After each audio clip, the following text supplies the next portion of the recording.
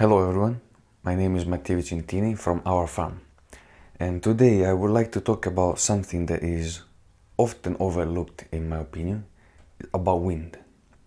The power of wind, what wind can carry, and what wind can take away.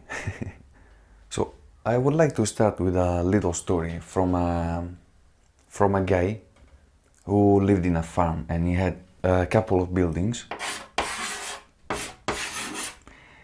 sheltered by a windshield, like a windbreak.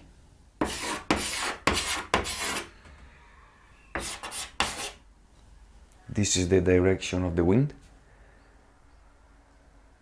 and here was nicely sheltered, until at some point he wanted to replace this tree.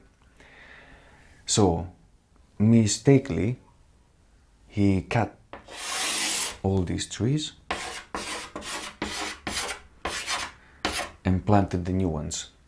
At this point, these new ones were not able to grow anymore because of the wind effect.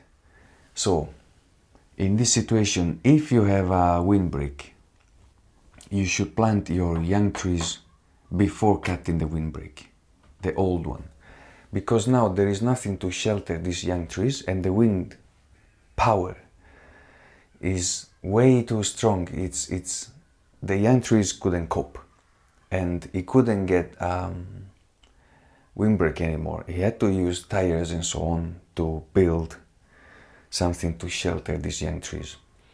So what I wanted to say is that wind has really strong effects. There are several researches showing that the wind effects on animal meat production, milk production, and even fruit production on orchards, on very exposed wind hills, is greatly reduced, like by a big chunk, because the effects of wind are very powerful. And some winds can be, hot and dry, or some winds may be humid. They can carry moisture to us. We want to invite these ones.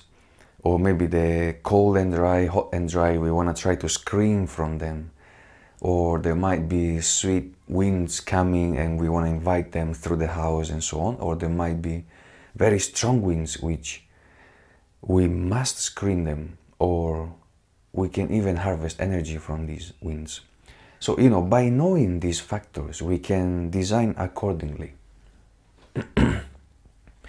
The windbreak is an incredible place where things happen, because it's an edge. It's on the edge between this and this sheltered position and this non-sheltered position. Here many things happen, and whatever the wind is carrying, whether it's dust or moisture or whatever, is going to be released in the windbreak. In the first 150 or 300 meters, the wind will drop whatever is carrying, sand or moisture and so on.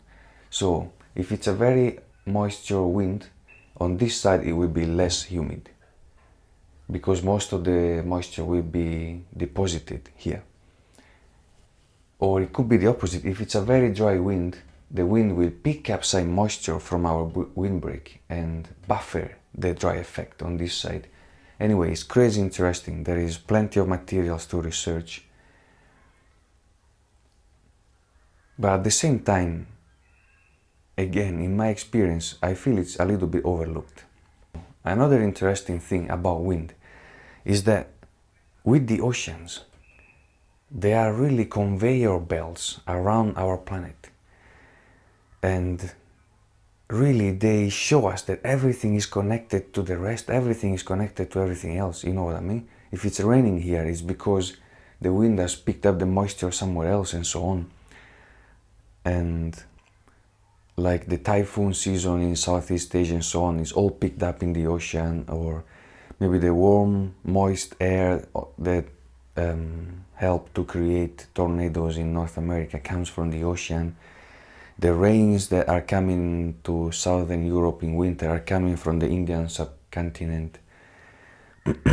Or that beautiful green belt of the tropical latitudes, or a lot of the fertility of the Amazon forest, for example, it's coming from the sands of the Sahara Desert, where with the spinning of the earth, the wind are carrying this massive sandstorm, a crazy amount of sand from North Africa all across the ocean and deposit it in the Amazon forest, which slowly then releases minerals and so on. I mean, the interconnectedness is amazing.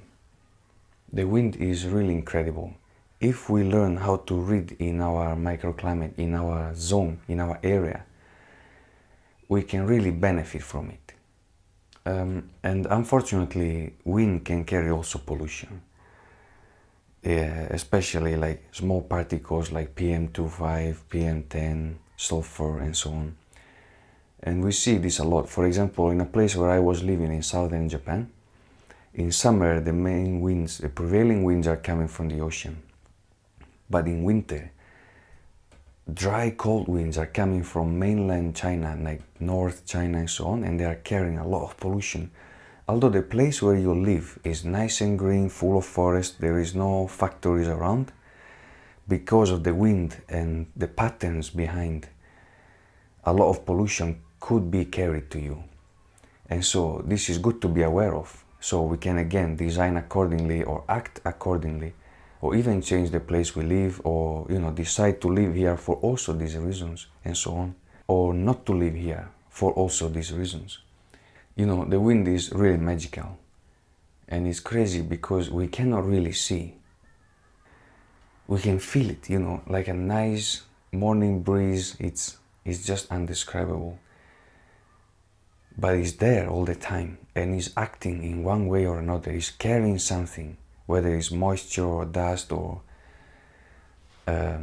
heat, or the wind is always there. The wind has also a very strong potential for erosion, together with snow, rain and so on.